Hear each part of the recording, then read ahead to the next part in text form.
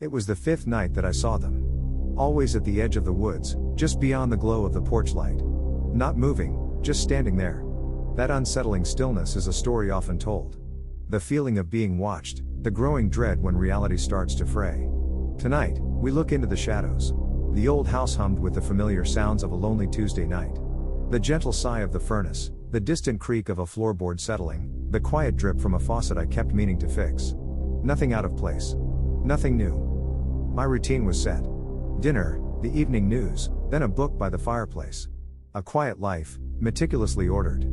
Each night, I checked the locks, turned off the lights, and climbed the stairs to my room. One evening, a peculiar silence settled over the house. The furnace didn't cycle. The faucet was still. It felt as if everything had collectively held its breath. Then I heard it. A faint scratch. It seemed to come from the long hall, just outside my bedroom door. It was a rhythmic sound, like fingernails dragging lightly across wood. I froze. My breath hitched, waiting. The scratching stopped. I told myself it was the house, settling. Always the house. The next morning, I noticed a thin, almost invisible line etched into the pane on my bedroom door. It was just above the doorknob, too precise for random wear. I brushed it off. A scratch from moving furniture, perhaps. The following night, the scratching returned. It was louder this time, more insistent. And when I checked the door in the morning, another line had appeared, parallel to the first. Then another. And another. They were forming a crude diagram, a series of connected lines that looked disturbingly like a map. A map leading somewhere in the house, or perhaps, out of it. I didn't know what it meant. I just knew it wasn't my house doing the scratching. And it wasn't settling. The old cabin stood by itself, miles from the nearest paved road. My uncle had left it to me, a quiet escape from the city. For the first few weeks, it was everything I'd hoped for. Peace. Solitude. The rustle of pines.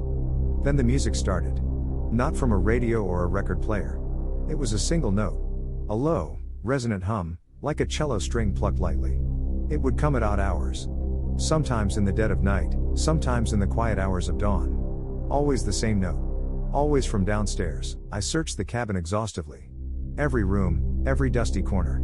There was nothing. No instrument, no hidden speaker, no loose floorboard that could generate such a sound. Yet, it persisted. A week later, the note changed. It was still a single hum, but higher now, more mournful. It felt like a question hanging in the air. This new note was often followed by a faint, almost imperceptible sigh. It seemed to emanate from the kitchen, near the old cast iron stove. I began to anticipate it, bracing myself for the solitary hum. It started to feel less like a random occurrence and more like an unwelcome visitor's greeting. The sigh became clearer, a breath drawn in slowly, then released. It was always cold in the kitchen when this happened, even by the stove. One night, I heard it again. The high, mournful note. This time, it was followed not by a sigh, but by a distinct, heavy thud. It sounded like something substantial had been dropped onto the wooden floor. I went downstairs, flashlight in hand. The kitchen was empty. The air was frigid. On the floor, by the stove, was a single, ancient, tarnished button. It looked like it had been torn from a heavy coat. I picked it up. It was still cold to the touch.